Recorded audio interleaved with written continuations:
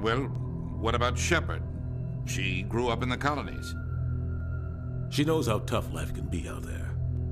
Her parents were killed when slavers attacked Mindwar. She got most of her unit killed on Torfin. She gets the job done, no matter what the cost. Is that the kind of person we want protecting the galaxy?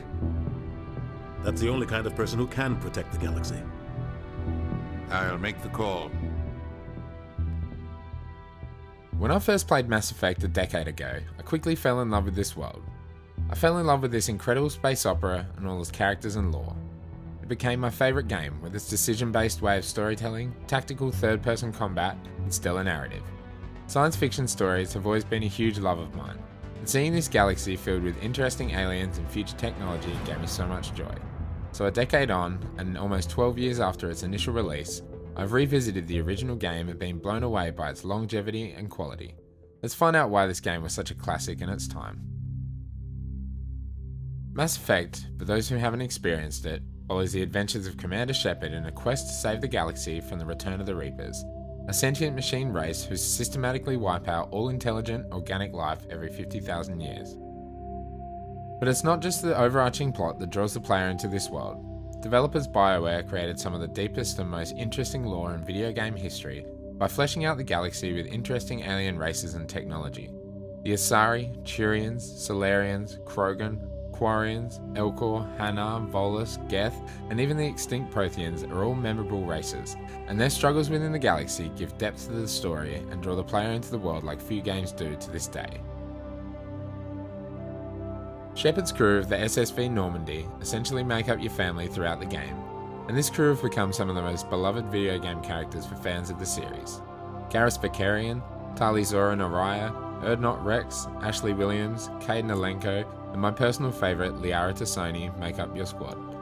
They each have stories to tell, histories, flaws and aspirations, and each squad member brings unique abilities and skills to assist Shepard in combat. But what makes this game stand out to this day? The story of Mass Effect is simply amazing.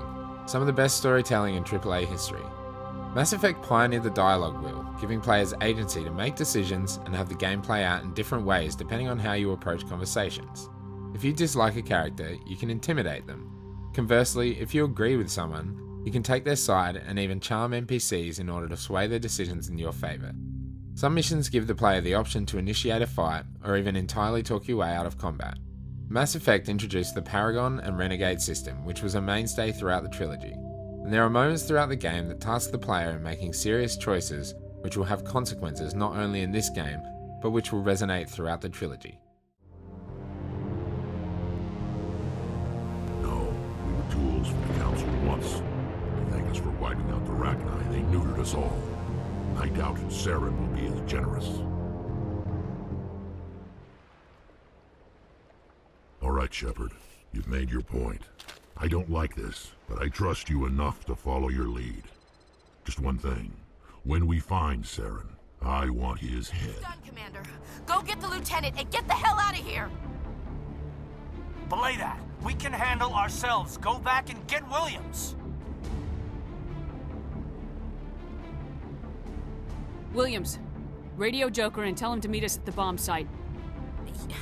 Yes, Commander, It's the right choice, and you know it, Ash.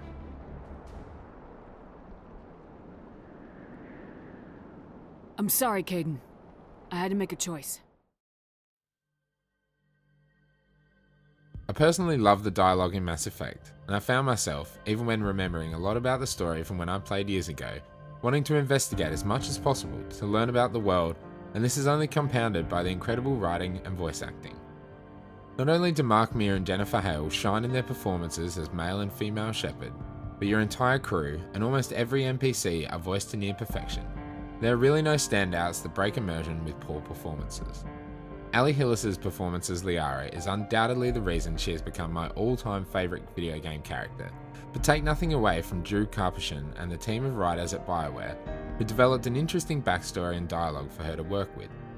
Brandon Keener's performance as Garrus, Keith David as Captain Anderson, and Seth Green's light-hearted and comedic portrayal of Joker are all wonderful, just to name a few, and the casting in Mass Effect was so perfect that a decade on, this game can stand toe-to-toe with the latest releases. But it's not just the good guys who shine. Mass Effect pits you against an incredible villain, Saren Arterius. The rogue Spectre Saren looms over the crew of the Normandy throughout the campaign, as the game makes you follow his footsteps in a constant battle to beat him to his objective, with him always one step ahead. Saren doesn't appear too often throughout the game, but his actions are felt as he chases him around the galaxy and attempt to stop the inevitable. He commands an army of loyal machines, the Geth, and is, from the beginning of the game, framed as a heartless and calculating enemy. The player feels inspired to defeat him, with or without the permission from the Council of the Citadel. But in true Mass Effect fashion, your dialogue choices can result in instilling doubt in Saren, and eventually defeat your enemy without the need for combat. With a high enough Paragon or Renegade level in the final confrontation with Saren, you can convince him of his indoctrination and appeal to his sense of reason, ending with his suicide. The Reapers are too powerful. Some part of you must still realize this is wrong. You can fight this. Maybe you're right. Maybe there is still a chance for...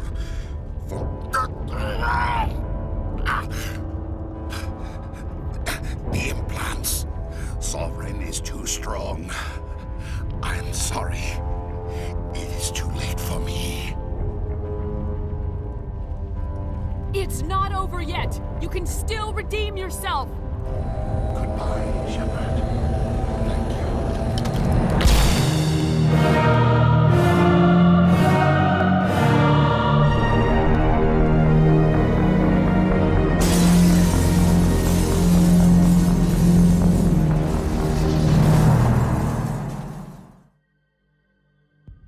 And this doesn't even cover the impressive and overarching enemy, the Reapers. And in this first game, there's just one Reaper, Sovereign. When you speak to Sovereign on Virmire, its presence is overwhelming, and the true weight of their existence and stranglehold over the galaxy falls on the shoulders of Commander Shepard. Sovereign is a truly frightening entity. It's hard to put into words the enormity of Sovereign, and not just physically, but even its thundering voice and truly unforgiving opinion of organic life. The satisfaction of finally taking down this gargantuan enemy in the final mission of the game gives weight to Shepard's success, but also foreshadows what will happen down the line in the sequels when the rest of the Reapers arrive in the galaxy from their hibernation in dark space. It's the development of the main cast of characters, both good and evil, in Mass Effect that shows the care and passion Bioware brought to this project. There are lovingly crafted backstories and three-dimensional personalities all throughout the game, and even all these years later, it is remarkable that the developers managed to build such a beautiful and compelling world.